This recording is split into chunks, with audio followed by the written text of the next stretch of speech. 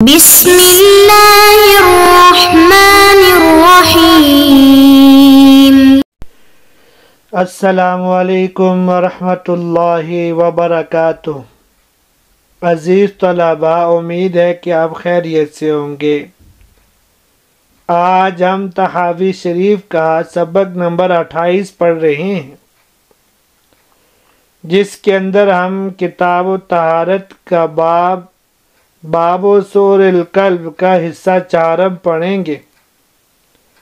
اس حصے کے اندر سور قلب کے برتن کو پاک کرنے کے لیے احناف کا جو مدعا اور مسلک ہے، اس مسلک پر امام طحاوی رحمہ اللہ کی عقلی دلیل پڑھیں گے، اور ساتھ ہی تیسرا مسئلہ پڑھیں گے جس کا ذکر باب کے شروع کے اندر ہم نے کیا تھا کہ کتے کا جوتا پاک ہے یا نجس۔ اس حوالے سے آخر میں پڑھیں گے۔ چلتے اپنے سبق کی جانب۔ بسم اللہ الرحمن الرحیم۔ وَأَمَّا النَّظَرُ فِي ذَلِكَ فَقَدْ كَفَانَا الْكَلَامُ فِيهِ مَا بَيَّنَّا مِنْ حُكْمِ اللُّحْمَانِ فِي بَابِ سُؤْرِ الْحِرِّ۔ بہرحال عقلی دلیل اس کے اندر وہی ہے جو ہمارے لیے کافی ہے، جس پر ہم نے باب و سور الحر کے اندر بیان کیا ہے، وہی کافی ہو گئی ہے، یعنی گوشت کی اقسام کے احکام میں۔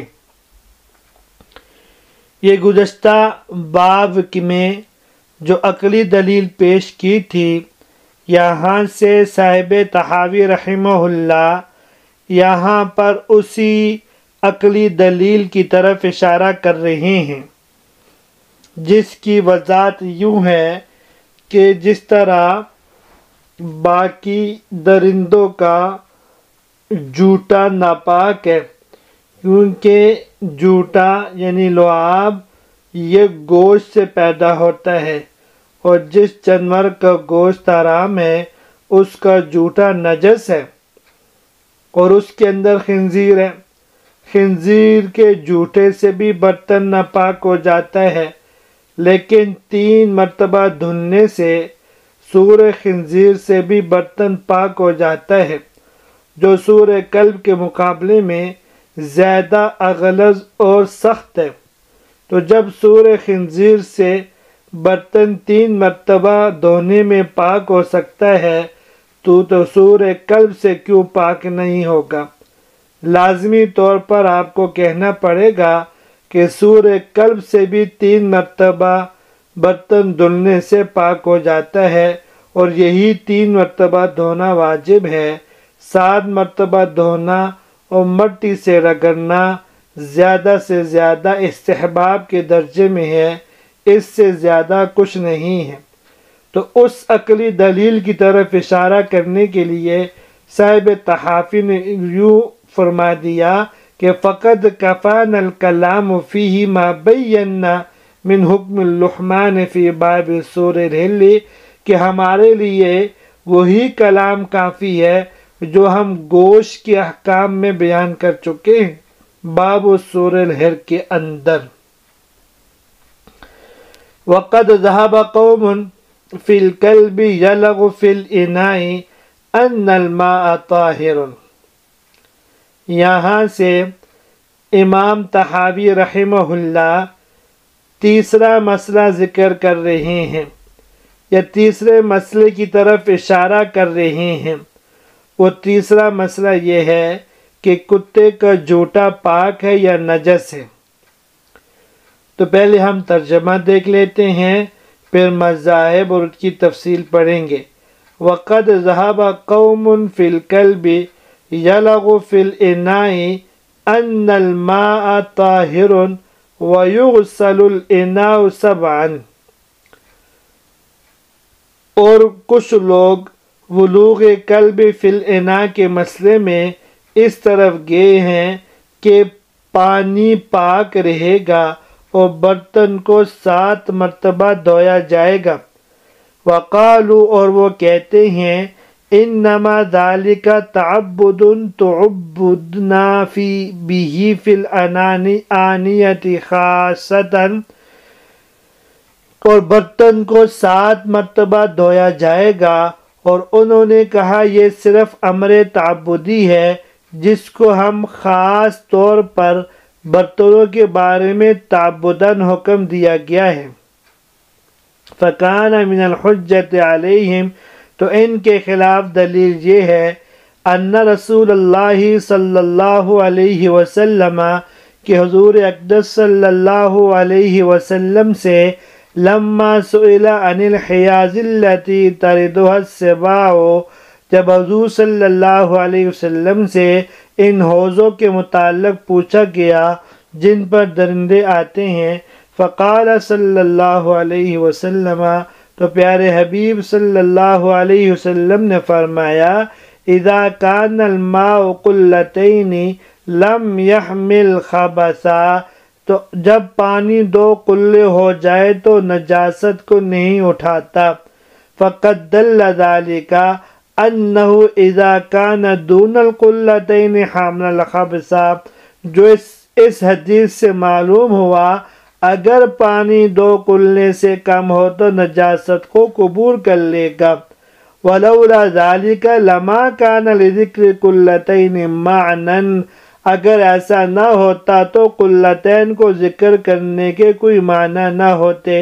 وَلَكَانَ مَا هُوَ أَقَلُّ مِنْهُمَا وَمَا هُوَ أَكْثَرُ سَوَاءً، اور جو پانی قلتین سے کم ہوتا اور جو زیادہ ہوتا دونوں برابر ہوتے۔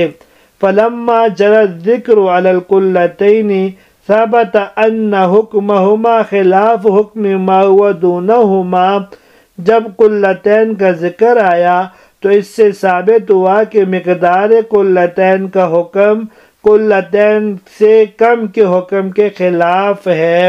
فثبت بهذا من قول رسول اللہ صلی اللہ علیہ وسلم ان ولوغ الکلب فی الماء ینجس الماء، تو اس سے یہ بات ثابت ہو گئی کہ رسول اللہ صلی اللہ علیہ وسلم کا قول کہ کتے کا برتن میں منہ ڈالنا پانی کو ناپاک کر دیتا ہے۔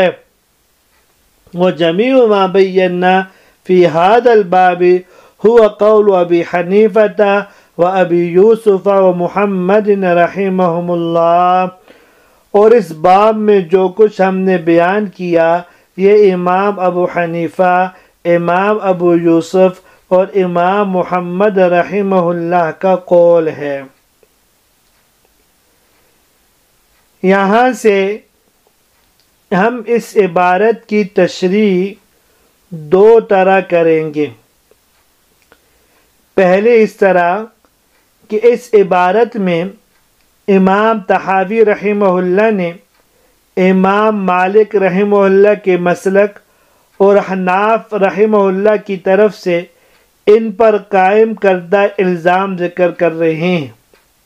امام مالک رحمہ اللہ فرماتے ہیں کہ کتے کے برتن میں منہ ڈالنے کی وجہ سے پانی اور برتن دونوں ناپاک ہوں گے، البتہ اس برتن کو 7 مرتبہ دھونا واجب ہے، اور یہ 7 مرتبہ دھونے کا حکم امر تعبدی کے طور پر ہے، یعنی حضور صلی اللہ علیہ وسلم نے حکم دیا، ہم اس کو عبادت سمجھ کر اس پر عمل کریں گے، اور یہ حکم اپنے مورد پر منحصر رہے گا، اس سے تجاوز نہیں کرے گا، جیسا کہ اصول ہے کہ امر تعبدی اپنے مورد پر ہی منحصر رہتا ہے۔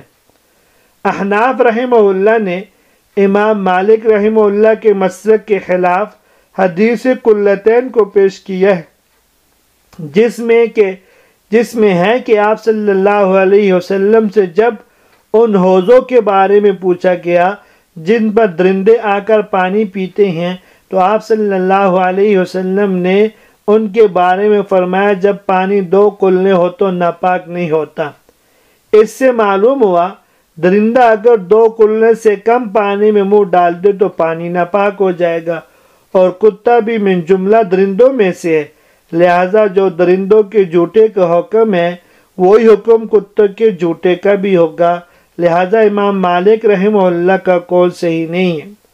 اور 2 کلوں سے کم پانی درندے کے منہ ڈالنے سے ناپاک ہو جاتا ہے، اس کی دلیل قلتین کی قید ہے۔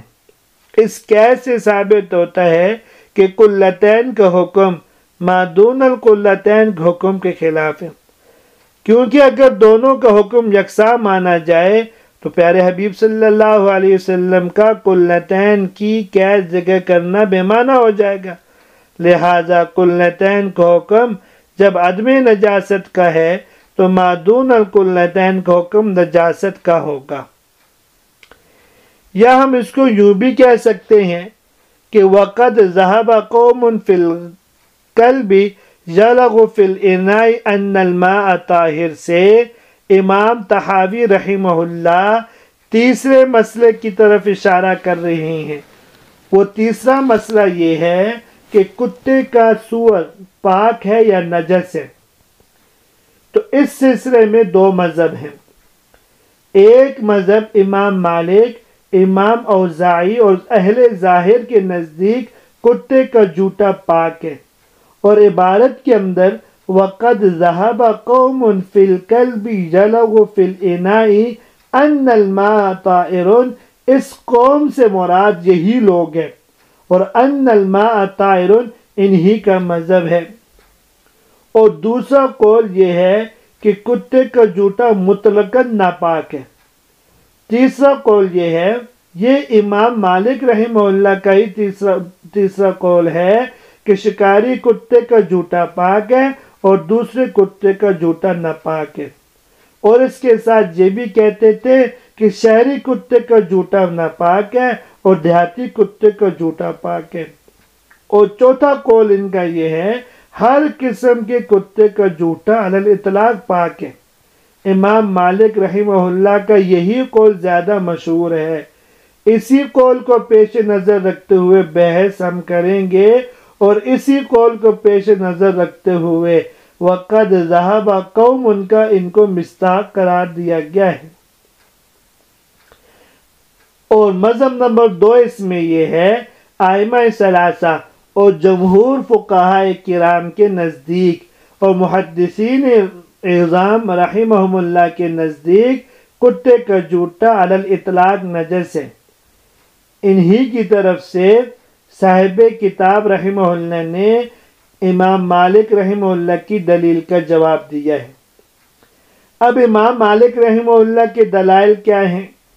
وہ دلائل اگرچہ ایک دلیل پہلے گزری ہے، باب ما ان الماء یقع فی نجاست کے اندر، کہ ان الماء لا ينجس شیء الا ما غلب علی لونہ او طعمہ او ریحہ، کہ امام مالک رحمہ اللہ کا مسلک یہ ہے کہ پانی اس وقت تک ناپاک نہیں ہوگا جب تک اس کے اوصاف میں سے کوئی ایک وصف بدلے نہ، اور کتے کے جوتے سے پانی میں تغیر نہیں آتا، اس لیے سور کلب نجس نہیں، اس سے پانی نجس نہیں ہوگا۔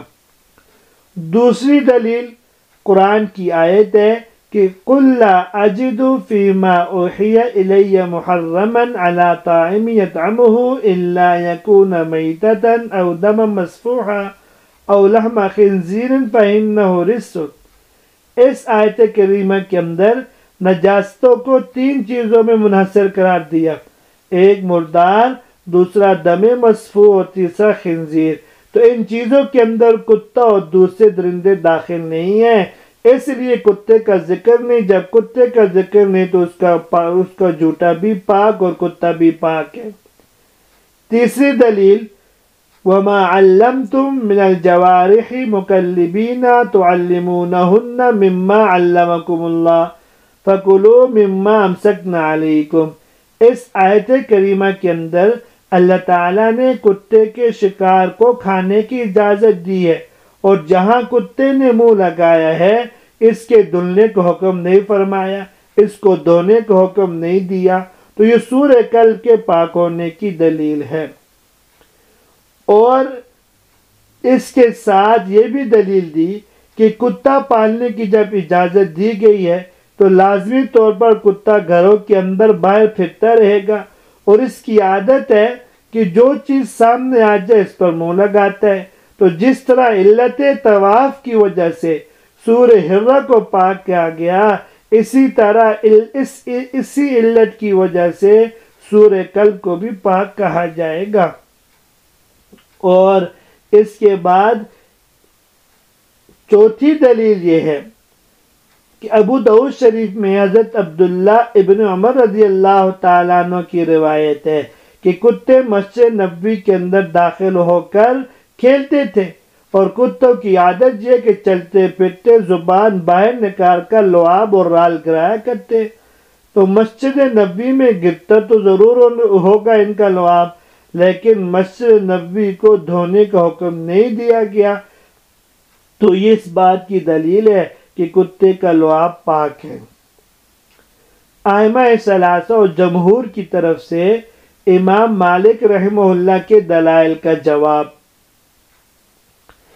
پہلا جواب یہ ہے کہ ان الماء لا ينجس شيء الا ما غلب على لونه او ريحه على لونه او طعم او ريحه۔ اس کا جواب تو اس باب کے اندر تفسیر سے گزر گیا ہے، یہاں دہرانے کی ضرورت نہیں ہے۔ باقی یہ سمجھے کہ آیت کریمہ کے اندر نجاستوں کو 3 قسموں پر جو حصر کر کے بیان کیا گیا ہے، تو وہ حصر اور قیود آیت کریمہ وَيُحَرِّمُ عَلَيْهِمُ الْخَبَائِثَ کے ذریعے منسوخ ہو چکے ہیں۔ اس آیت کے اندر عام نجاستوں کا حکم ہے، اور پہلی آیت کے اندر صرف 3 قسم کی نجاست کا حکم ہے۔ اس سے حکم عام ثابت نہیں ہو سکتا، بلکہ حکم عام آیت وَيُحَرِّمُ عَلَيْهِمُ الْخَبَائِثَ کے ذریعے سے ثابت ہوگا، اور کتا بلا شبہ خبیث چیزوں میں داخل ہے، تو اس کا جھوٹا بھی ناپاک ہوگا جب اس کا گوشت حرام ہے۔ اور اس کے بعد جو آپ نے دلیل نمبر 3 دی ہے کہ مما علمتم من الجوارح مکلبین، کہ جس جگہ پہ کتے نے منہ لگایا اس کے دھلنے کا حکم نہیں ہے، تو آیت کلب کے اندر جس طرح جہاں پر کتے نے منہ لگایا ہے اس کے دھونے کا حکم مذکور نہیں ہے، اسی طرح نہ دھونے کے بارے میں حکم بھی نہیں ہے کہ نہ دھویا جائے، لہذا اس کے اندر دونوں طرح کا احتمال ہے، اور قاعدہ یہ ہے اذا جاء الاحتمال بطل الاستدلال، جب احتمال آ گیا تو اس سے استدلال باطل ہو جائے گا۔ اور جو آپ نے علت کہا، تو بلی سے بچنے کے لیے جو مشقت و دشواری آ سکتی ہے، وہ مشقت و دشواری کتے سے بچنے میں نہیں ہے، اس سے کتے کو بلی پہ قیاس نہیں کیا جا سکتا۔ اور مسجد نبوی کے اندر جو کتے لعاب اور رال گرایا کرتے تھے، اس سے مٹی ناپاک ہو جاتی ہے، تو جس طرح ان کے لعاب سے مٹی ناپاک ہو جاتی ہے، اسی طرح مٹی خشک ہونے کی وجہ سے پاک ہو جاتی ہے۔ اسی وجہ سے حضور صلی اللہ علیہ وسلم نے مسجد نبوی کو دھونے کا حکم نہیں دیا۔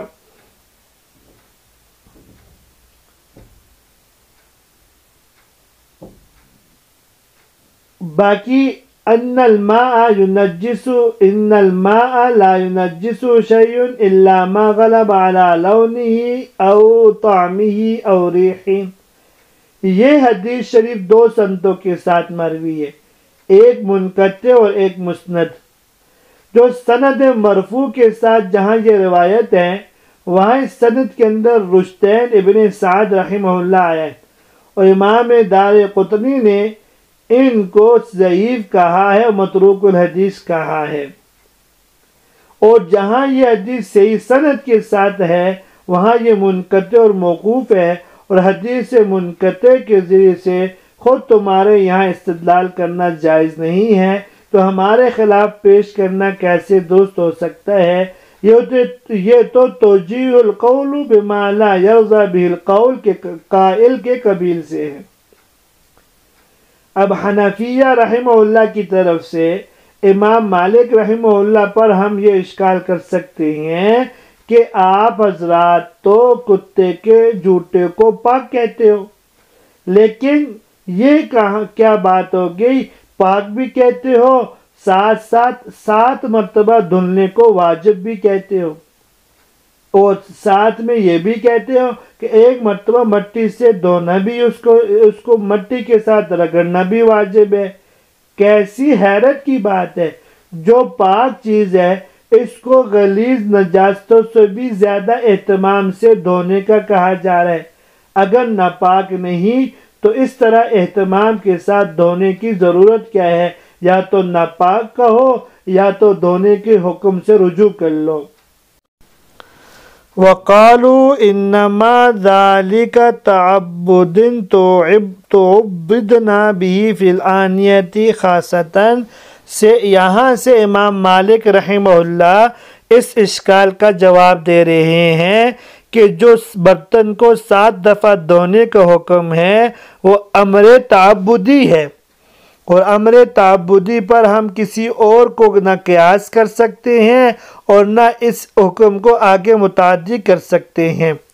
تو کتے کا جوتا پاک ہونے کے ساتھ ساتھ اس کو 7 مرتبہ دھونے کا جو حکم دیا گیا ہے وہ حکم تعبدی ہے، نہ کہ حکم عقلی جس پر آپ کا قیاس چل سکتا ہو۔ فَكَانَ مِنَ الْحُجَّةِ عَلَيْهِمْ سے امام مالک رحمہ اللہ کو اس دلیل کا جواب دیا جا رہا ہے کہ آپ نے یہ بات تو مانتے ہو کہ کتا ایک درندہ ہے۔ جب کتا ایک درندہ ہے، اس کا جوتا پاک ہے، تو ہم آپ کو حدیث کلتین بتاتے ہیں جس کے اندر درندوں کا جوتا ناپاک ہونے کو ثابت کیا گیا ہے۔ جب آپ صلی اللہ علیہ وسلم سے پوچھا گیا اس پانی کے بارے میں جس پر درندے آتے ہوں، تو آپ صلی اللہ علیہ وسلم نے فرمایا 2 کلے سے کم ہو تو درندے منہ ڈال دے، پانی ناپاک ہو جاتا ہے، 2 کلے ہو یا 2 کلے سے زیادہ ہو تو ناپاک نہیں ہوتا۔ تو 2 کلوں سے کم میں درندے کے منہ ڈالنے سے پانی ناپاک ہو جاتا ہے، تو لہذا کتے کے منہ ڈال دینے سے بھی پانی ناپاک ہو جائے گا، ورنہ کلتین کی قید کا کوئی فائدہ نہیں ہوگا۔ یہاں یہ اضافی مطالعہ ہے، اس طور پہ ہم عرض کرتے ہیں حدیث کلتین کو امام مالک رحمہ اللہ کے خلاف پیش کرنا یہ درست نہیں ہے، کیونکہ امام مالک رحمہ اللہ پانی کے ناپاک ہونے میں تغیر اوصاف کے قائل ہیں۔ جب ان میں سے پانی کے اوصاف میں سے کوئی ایک وصف بدلے گا تو پانی ناپاک ہوگا، اور کتے کا جوتا پانی کے اوصاف کو نہیں بدلتا۔ اور دوسری وجہ یہ ہے کہ یہ حدیث جس طرح ہمارے ہاں ضعیف ہے، اسی طرح امام مالک رحمہ اللہ بھی اس حدیث کو ضعیف کہتے ہیں۔ تو جب وہ اس کو ضعیف کہتے ہیں، وہ اس سے استدلال نہیں کر سکتے۔ وہ کہہ سکتے ہیں جو حدیث آپ کے ہاں قابل استدلال نہیں، وہ ہمارے ہاں کیسے قابل استدلال ہو سکتی ہے۔ باقی اس حدیث کو ہم امام شافعی رحمہ اللہ کے خلاف پیش کر سکتے ہیں کہ ہم ان سے کہتے ہیں کہ درندے، خنزیر وغیرہ جب 2 کلے سے کم میں منہ ڈال دے تو پانی اور برتن ناپاک ہو جاتے ہیں، تو برتن 3 مرتبہ دھونے سے پاک ہو جاتا ہے۔ اسی طرح انہی درندوں میں سے کتا بھی ایک درندہ ہے، اس لیے کتے کے جوتے کو بھی 3 مرتبہ دھو دے تو وہ پاک ہو جائے گا۔ یہاں تک آج کا سبق تھا، جو اس باب کا آخری سبق ہے۔ اب آخر کے اندر ہم اس پورے باب کا خلاصہ دیکھ لیتے ہیں۔ اس باب کے اندر سورہ قلب کے نجس ہونے کے جو قائل ہیں، ان کے نزدیک اس کی طہارت کی صورت کیا ہے، اس کو پاک کرنے کا طریقہ کیا ہے۔ اس کے اندر ہم نے 3 مذاہب پڑھے۔ پہلا مذہب امام شافعی رحمہ اللہ اور ان کے متبعین کا کہ 7 دفعہ دھونا، پہلی دفعہ مٹی سے رگڑنا واجب ہے۔ اور دوسرا حسن بصری رحمہ اللہ کا فتویٰ اور ان کا مذہب 8 مرتبہ دھونا اور 8ویں دفعہ مٹی سے دھونا واجب ہے۔ اور تیسرا مذہب احناف کا ہے، وہ فرماتے ہیں عام نجاستوں کی طرح اس کو بھی، کیونکہ اس کا جھوٹا نجس ہے، 3 دفعہ دھو دیں گے تو پاک ہو جائے گا۔ اور اس باب کا انداز کیا ہے؟ شروع کے اندر امام شافعی رحمہ اللہ کے دلائل ذکر کر دیے، وخالفہم فی ذالک آخرون سے احناف رحمہ اللہ کے دلائل ہیں، پھر امام شافعی رحمہ اللہ کی دلیل کا جواب ہے، اور آخر باب میں امام طحاوی رحمہ اللہ کی عقلی دلیل پیش کی ہے، اور اس کے ساتھ ساتھ آخر کے اندر ایک اور اہم مسئلہ ذکر کیا کہ کتے کا جھوٹا نجس ہے یا پاک ہے۔ اس حوالے سے صاحب کتاب نے ذکر کر کے کتاب کا اختتام کیا ہے۔ یہاں تک آج کا سبق تھا۔ امید ہے کہ آپ کو آج کا سبق بھی سمجھ میں آ گیا ہوگا۔ اب باب سؤر بنی آدم کا سور کے حوالے سے کیا حکم ہے وہ انشاءاللہ کل کے درس کے اندر پڑھیں گے۔ تب تک کے لیے اجازت دیجیے۔ اللہ تبارک و تعالی ہم سب کی حامی و ناصر ہوں۔ السلام علیکم ورحمۃ اللہ وبرکاتہ۔